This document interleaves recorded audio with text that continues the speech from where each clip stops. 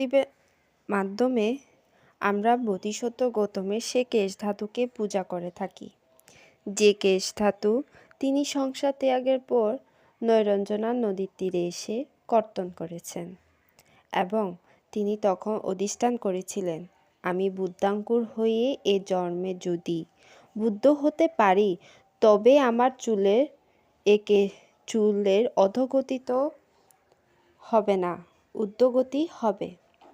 অর্থাৎ সেটি ভূমিতে পতিত হবে না, সেটি উপরে উঠে যাবে। আর তখনই দেবরাজ ইন্দ্র ভাবি বুদ্ধের এই অধিষ্ঠান জ্ঞাত হয়ে তিনি আকাশ মার্গে স্বয়ং এসে স্বর্ণপাত্রে সে চুল গ্রহণ করেন এবং তিনি চূড়ামণি চৈত্য নির্বাণ পূর্ব অদ্যাবধি পূজা করছেন।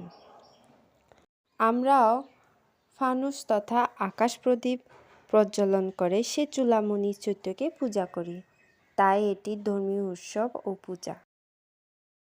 এই চূড়ামণি চৈত্য বন্দনার গাথা রয়েছে।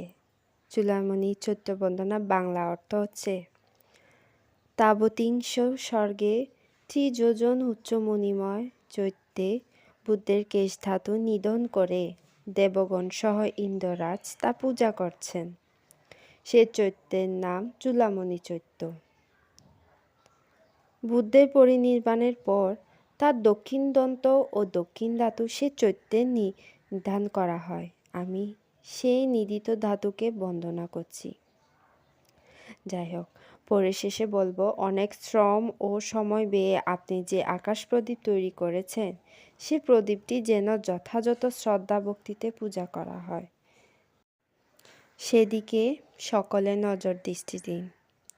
আপনার একটুখানি অসচেতনার দরুন আপনি পুণ্যের চেয়ে পাপের অংশীদারি হয়ে যেতে পারেন।